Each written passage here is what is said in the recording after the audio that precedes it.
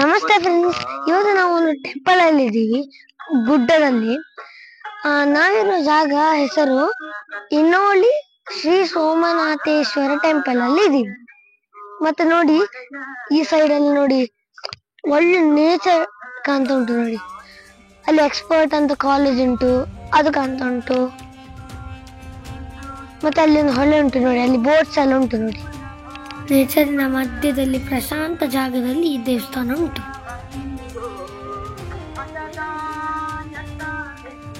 ಈ ಕೆಳಗೆ ಹರಿತಿರುವ ನದಿ ನಮ್ಮ ದಕ್ಷಿಣ ಕನ್ನಡದ ನೇತ್ರಾವತಿ ನದಿ ನೋಡಿ.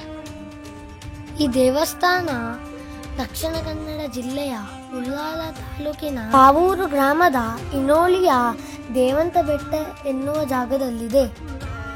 ಈಗ ಸಂಜೆ ಒಂದು 6-6:30 ಆಗ್ತಾ ಉಂಟು. ನೋಡಿ ಎಷ್ಟು ಚಂದ ಸನ್ಸೆಟ್ ಆಗ್ತಾ ಉಂಟಂತ.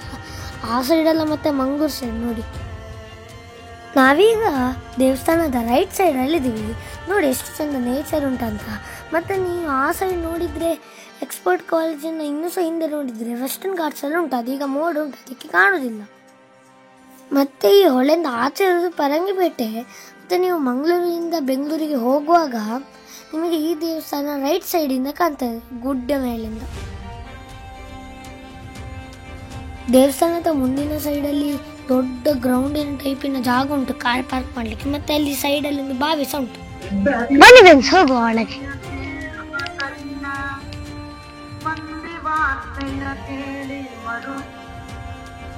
ಇದು ದೇವಸ್ಥಾನದ ಮುಂದಿನ ಭಾಗ ನೋಡಿ. ಎದುರಿನ ಭಾಗ ಎಷ್ಟು ವಿಶಾಲವಾಗಿ ಉಂಟು ನೋಡಿ.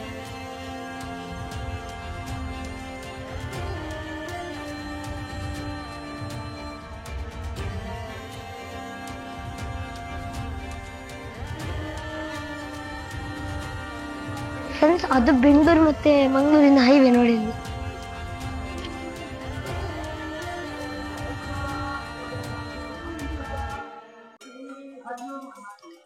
ಫ್ರೆಂಡ್ಸ್, ಮತ್ತೆ ಅಲ್ಲಿ ಬೋಟಿಂಗ್ ಎಲ್ಲ ಉಂಟಲ್ಲ, ಬೋಟಿಂದ ಸಹ ಈಚೆ ಬರ್ಬೋದು ನೋಡಿ. ಅಲ್ಲಿ ಬೋಟ್ ಅಲ್ಲಿ ಬರ್ತಾ ಇದ್ದಾರೆ ನೋಡಿ.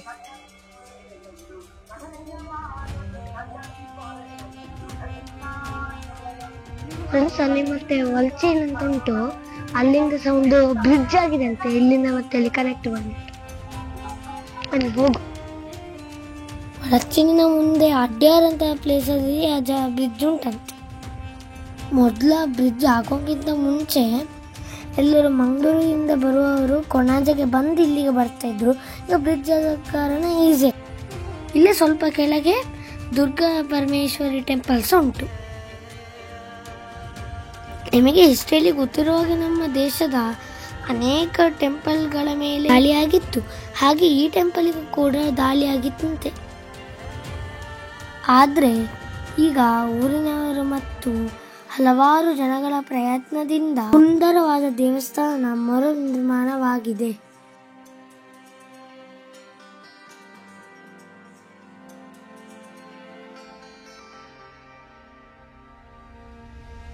ನೋಡಿ, ನೇಚರ್ ಎಷ್ಟು ಬ್ಯೂಟಿಫುಲ್ ಆಗಿ ಉಂಟು. ಮತ್ತೆ ನಮ್ಮ ನೇತ್ರಾವತಿ ನದಿ ಸಹ ಹರಿತಾ ಉಂಟು ನೋಡಿ. ಫ್ರೆಂಡ್ಸ್, ಮತ್ತೆ ಎಂತ ಗೊತ್ತುಂಟಾ, ಇದರ ನೇತ್ರಾವತಿ ಹೊಳೆ ಉಂಟಲ್ಲ, ಈ ದೇವಸ್ಥಾನದ 3 ಕಡೆ ಸಹ ಉಂಟು. ಅದು ಒಂದು ಸ್ಪೆಷಲ್. ಮತ್ತೆ ಇಲ್ಲಿ ದೇವರನ್ನು ತುಂಬಾ ಭಕ್ತಿಯಿಂದ ಪೂಜಿಸ್ತಾರೆ.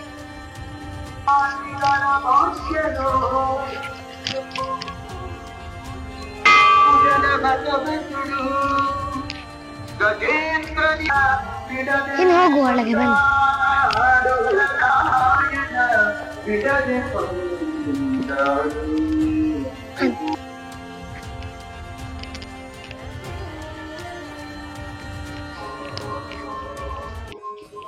ಇದು ಪಶ್ಚಿಮಾಭಿಮುಖ ದೇವಸ್ಥಾನ. ಅಂದ್ರೆ ದೇವಸ್ಥಾನದ ಎಂಟ್ರೆನ್ಸ್ ಪಶ್ಚಿಮ ಸೈಡಿಗೆ ಇದೆ.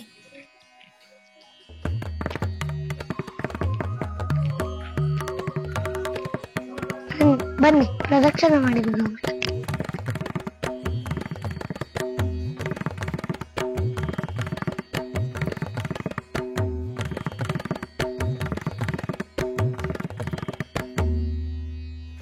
ನೋಡಿ, ಇದೆಷ್ಟು ಭವ್ಯವಾದ ದೇವಸ್ಥಾನ ನೋಡಿ, ಎಷ್ಟು ಚಂದ ನಿರ್ಮಿಸಿದ್ದಾರೆ.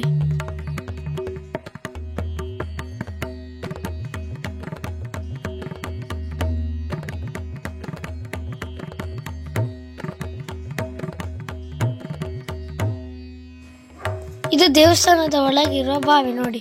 ಪೂಜೆಗೆಲ್ಲ ಇಲ್ಲಿಂದ ನೀರು ತೆಗಿತಾರೆ ನೋಡಿ. ತುಳಸಿ ಕಟ್ಟೆ.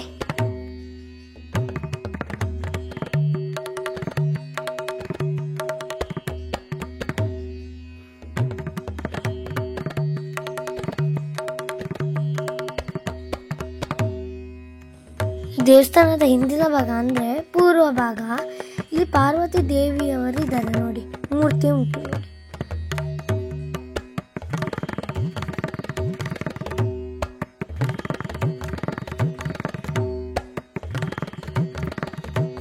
ಇದು ದೇವಸ್ಥಾನದ ದಕ್ಷಿಣ ಭಾಗ. ಇಲ್ಲಿ ಗಣಪತಿ ದೇವರು ಇದ್ದಾರೆ ನೋಡಿ. ಈ ಗಣಪತಿಯ ವಿಶೇಷ ಏನಂದ್ರೆ ಇದು ಬಲಮುರಿ ಗಣಪತಿ.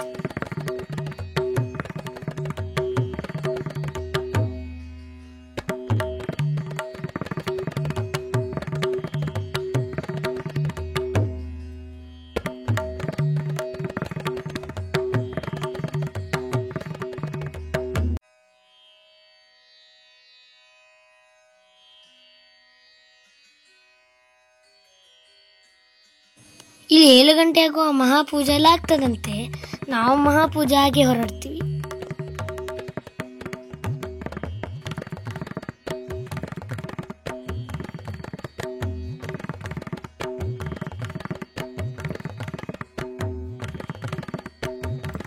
ಇದು ಇಲ್ಲಿನ ಪ್ರಧಾನ ದೇವರು ಶ್ರೀ ಸೋಮನಾಥೇಶ್ವರ ದೇವರು.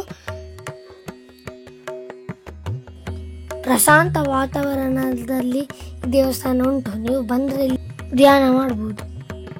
ನಾವು ರುದ್ರಾಭಿಷೇಕ ಎಲ್ಲ ಮಾಡಿಸಿ ಮಹಾಪೂಜೆ ಕಳೆದು ನಾವೀಗ ಹೊರಡ್ತಾ ಇದ್ದೀವಿ.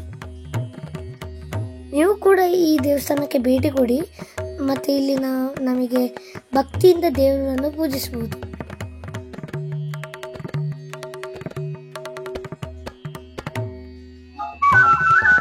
ಮಹಾಪೂಜೆ ಎಲ್ಲ ಆಯ್ತು, ಏನೋ ಹೊರಟ ಇದ್ದೀವಿ. ಆದ್ರೆ ನೀವು ಒಮ್ಮೆ ಇಲ್ಲಿ ಬಂದು ಒಂದು ಪೂಜೆ ಮಾಡಿಸಿ ಹೋಗ್ಬೇಕು. ಸೂಪರ್ ಉಂಟು. ನೇಚರಿನ ಮಧ್ಯದಲ್ಲಿ ಶಿವದೇವರಿದ್ದಾರೆ. Thanks for watching. Bye bye. Subscribe ಮಾಡಿ ಮರಿಬೇಡಿ. ಬಾಯ್ ಬಾಯ್.